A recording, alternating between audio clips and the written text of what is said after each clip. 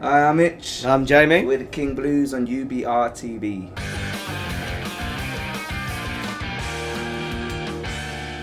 And we started out about 8 years ago now. Right, yeah, kind of a long time ago now.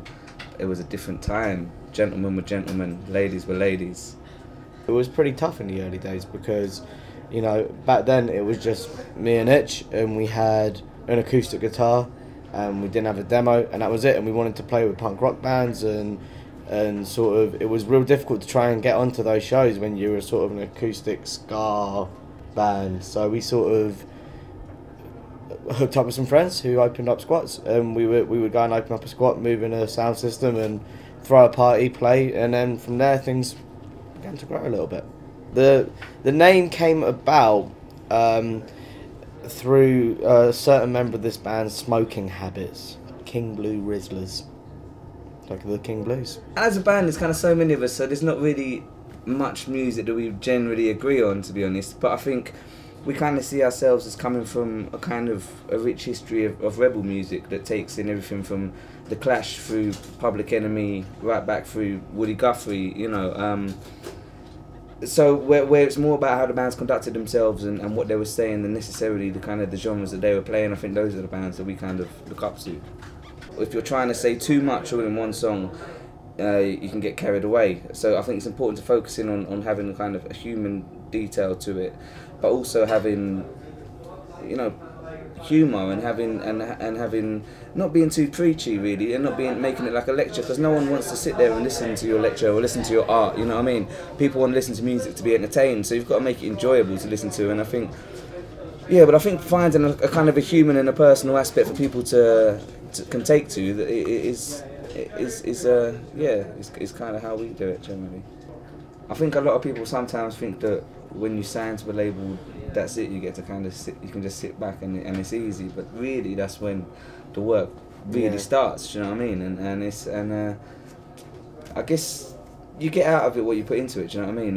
And we've chosen to kind of give our lives to it, and that's how it's always been, do you know what I mean? Way back when, before there were labels involved or booking agents and stuff like that, you know, we'd wake up in the morning and he would be booking a tour, and I'd be calling up people around the country, sleeping to stay on the floors, and we did everything ourselves. We managed ourselves, we booked our own shows, did absolutely everything ourselves. So, you know, maybe coming from that sort of DIY culture, now that we've moved in and there are sort of management and labels and booking agents and stuff like that, we still work real close with them. We don't just sort of sit down and let them do everything. In this day and age, I don't think it's too important to be signed, because, I mean, you can do it yourself. Do you know what I mean? You can. The distribution networks are there. You can do it yourself, and a lot of people are comfortable, especially the more kind of specialist things that can survive like that quite comfortably without the need for labels, and that's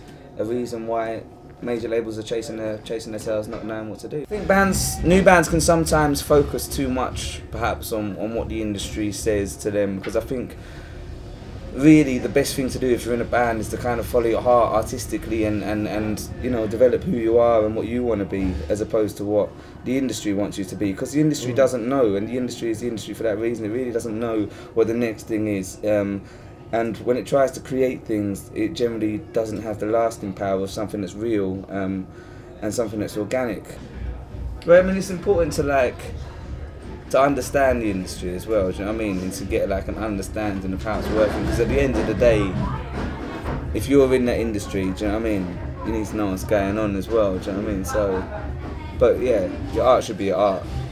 I think that we're kind of privileged in the fact that we've managed to play in some really, really weird places, do you know what I mean? And it's wonderful to be able to play it like Main Stage Reading Festival. That's amazing, but I think we're lucky that we can also play kind of on the streets outside the House of Parliament. You know, it's been one of our best gigs when there's just thousands of people there and the atmosphere is completely different. Our gig really, as a band, we don't really do that groupie thing. We think the gig should really be for everybody, whether they're male, female, black, white, straight, gay, and I don't think anyone should kind of feel pressured into any kind of role at a gig, and that's the kind of the atmosphere we generally try to create at our shows. We've kind of tried to really kind of push the boat out with hitting home with what we're talking about in the song with the videos, and I think that's kind of always pretty much come first and foremost. You know, we've done a varying degree of videos. Some of them have been quite heavily political. Some of them have just been us on tour. One of them even had a monkey in it, you know. But for us, it's like we're not really, how to put it, we're not really kind of afraid of putting our message out there and making it kind of plain to see. We just kind of keep our heads down and write songs and have fun, and that's kind of what, you know, if it wasn't fun, we wouldn't do it. And I just see it as a band with my friends. Punk and Poetry is out now, and you can get it from all normal retail stores, Amazon, iTunes, HMV, FOP. Are there still FOPs? I think there might be a FOP or two. FOP. Oh, your favourite independent record store.